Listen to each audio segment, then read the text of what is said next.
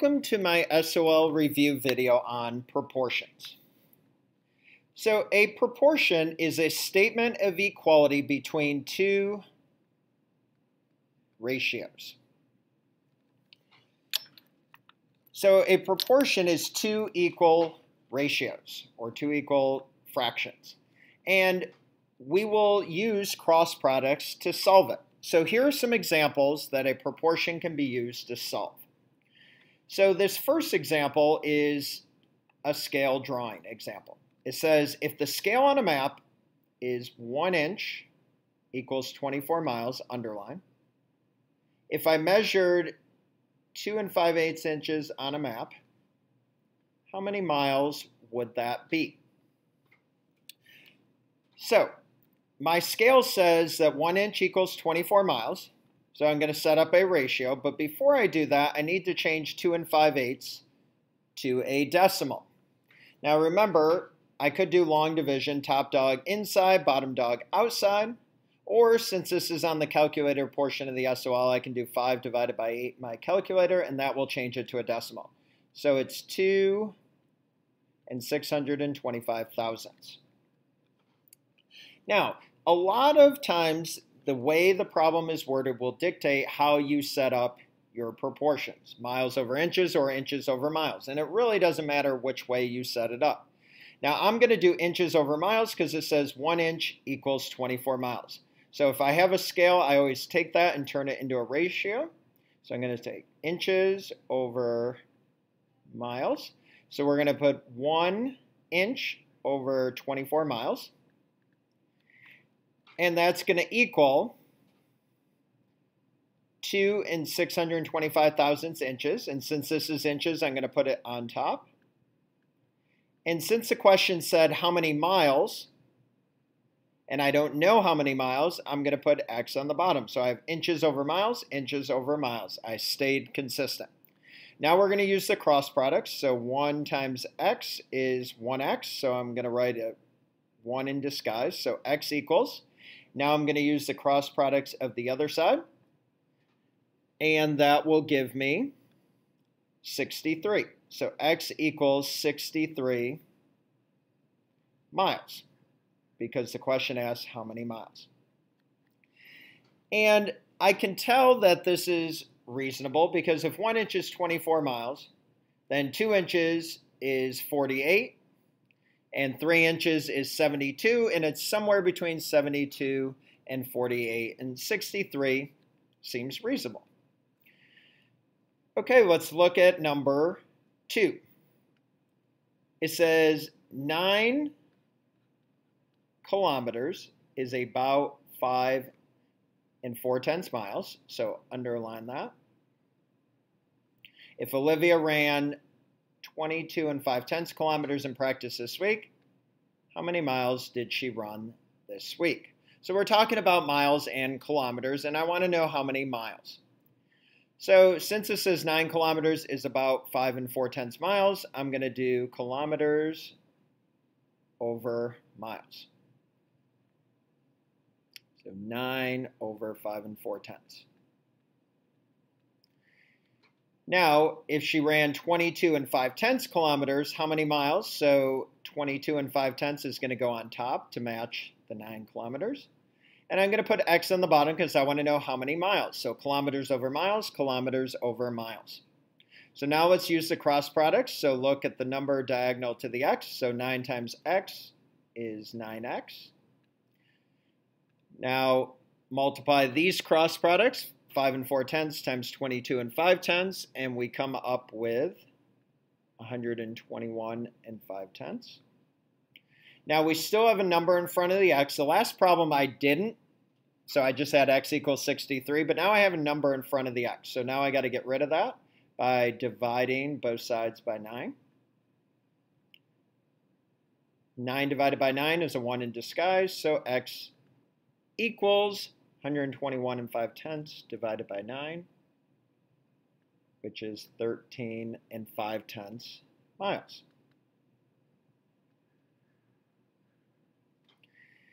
And this is reasonable because 9 times 2 point something is 22.5, so 5.4 times 2 point something would be about 13.5. That's reasonable to think about it that way.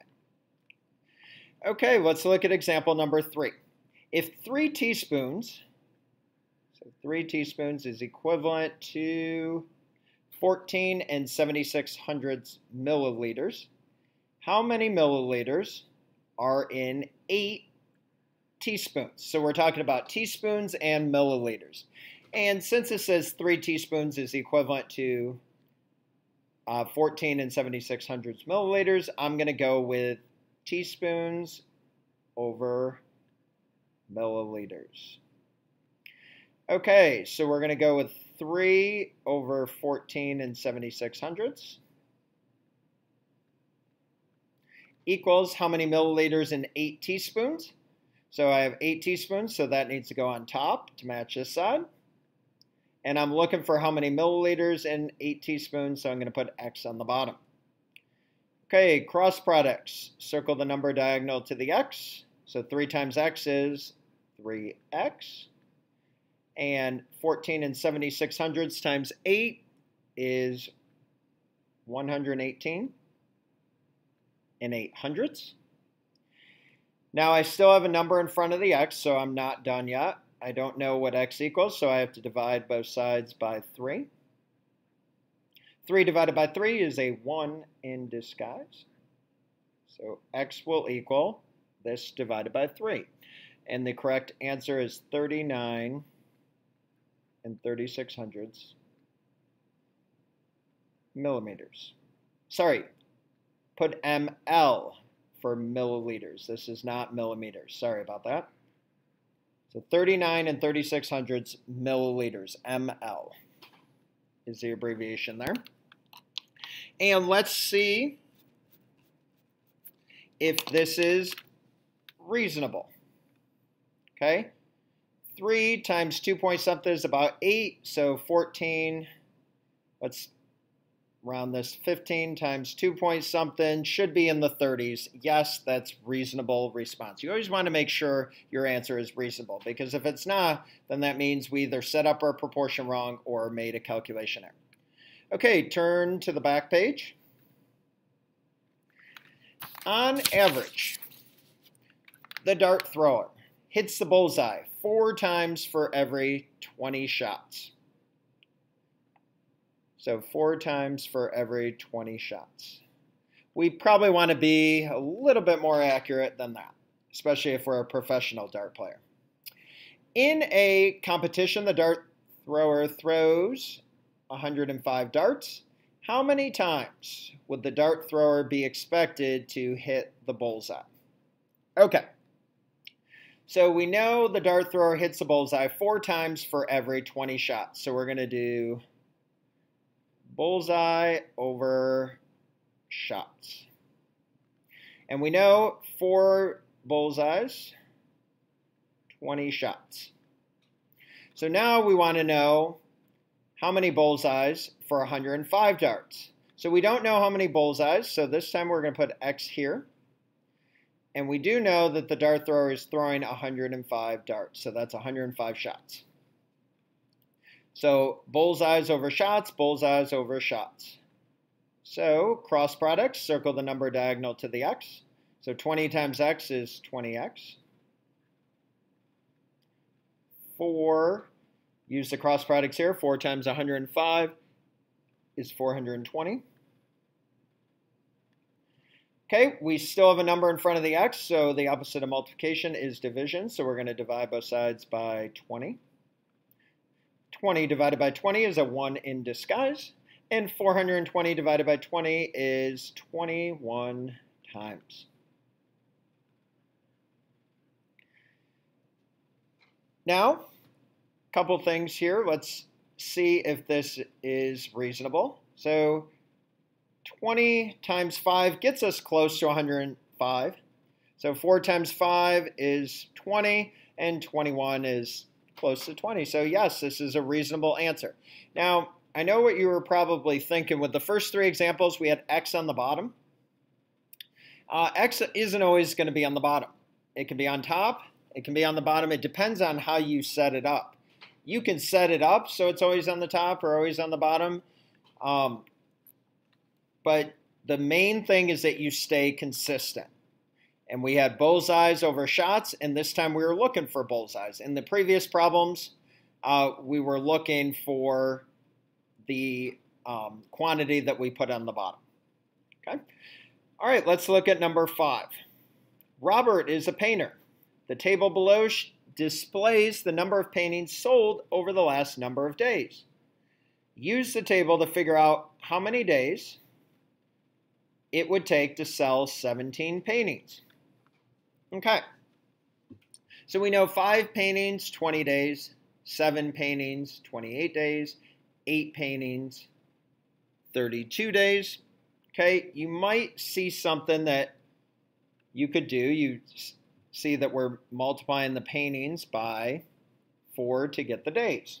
Okay, so you're probably thinking you could do 17 times 4 and get 68, and you're right. But I'm going to show you how to set up a proportion. Now, I can use any of these ratios. I can use 5 to 20, and circle this one because this is the one we're going to use. I could use 7 to 28, or I could use 8 to 32. So I'm going to use paintings to days. So we're going to put P for paintings and D for days. So we're going to do 5 over 20. And we want to know how many days for 17 paintings. So I put paintings over days, and I don't know how many days yet. So let's use our cross products. 5 times x is 5x. 20 times 17 is 340. We're not done yet. We have a number in front of the x. The opposite of multiplication is division, so divide both sides by 5. 5 divided by 5 is a 1 in disguise, and 340 divided by 5 is 68 days. So if we could just multiply this by 4 to get the days, then we can do that. But the reason why I showed you a proportion is you won't always see what you're multiplying this by to get to the number of days. That might not always be clear. And sometimes they might give you the days instead of the painting, so you would have to work backwards. And sometimes people get tripped up by going times 4, and they would multiply the days by 4, and that's not what you truly do. Okay? And 68 days is reasonable based on this, because if I double 32, I get 64, which is close to this, and if I double 8, I get 16, which is close to 17. So yes, 68 days is a reasonable answer. So always make sure your answers are reasonable. It takes just a couple seconds to check that. And our last and final example. The basketball concession stand sold 327 drinks in 2 games. Which proportion could be used to make the best estimate for the number of drinks that will be sold in 10 games? So when we're matching up a problem to a proportion, the best piece of advice I can give is set up your own proportion. And then once you set it up, then you can look at the choices and pick the correct one. So we have 327 drinks in 2 games. So I'm going to set this up as drinks, please write this down, over games. And we have 327 in 2 games. And we want to know how many drinks for 10 games. So this time we have to put the 10 on the bottom and the X on top because we're looking for the number of drinks for 10 games. So drinks over games, drinks over games. Now, we don't actually have to solve this, but I do want to circle that, and I'll come back to that in just a second. So let's look at our examples. 327 over 2, x over 10. 327 over 2, x over 10. And I do not see my choice anywhere. Okay. But what I do notice here is the 2 is diagonal to the x, and 327 is diagonal to the 10. So whatever one has a 2 diagonal to the x is going to be my correct answer. And if you look all the choices, no, no, no, yes. Go ahead and circle that. And the correct answer is D. Now, how did these work? Look what they did. They did games over days, games over days. And we said in the very beginning that we can do that as long as we're consistent. And also look, the 2 is diagonal to the x. So if you write your own proportion but don't see the correct answer, look at the number diagonal to the x and pick the one that has that same number diagonal to the x and has these 2 same numbers diagonal to each other. Okay, that concludes our notes, our SOL review notes video on proportions. I hope you have a great day.